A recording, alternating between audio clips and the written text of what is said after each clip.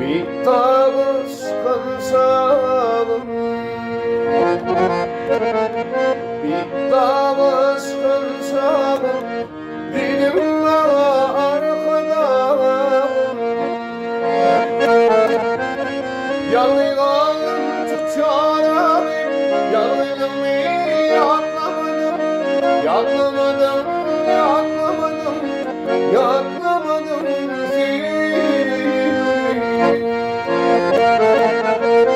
Yanılan tutacağım, yanılan yaklamadım, yaklamadım, yaklamadım, yaklamadım seni.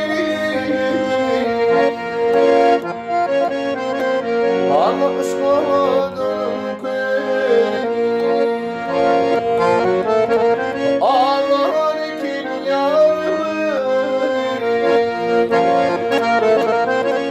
Arkayım mı diyeceğim, yaklamadım, yaklamadım, yaklamadım, yaklamadım, yaklamadım seni.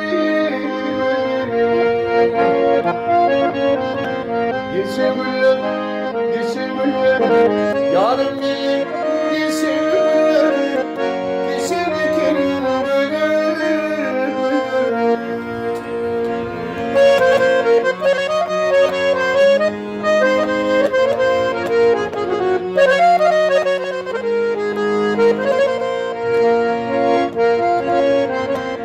kulak koyun, hamifada.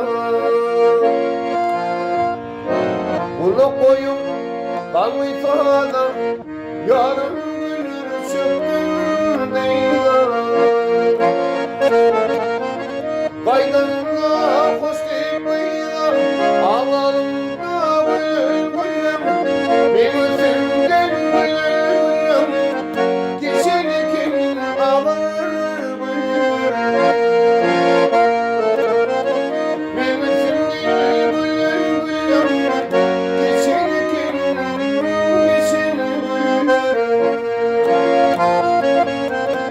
karışarım, karışarım, karışarım geliyorum. Ahir gelir azap.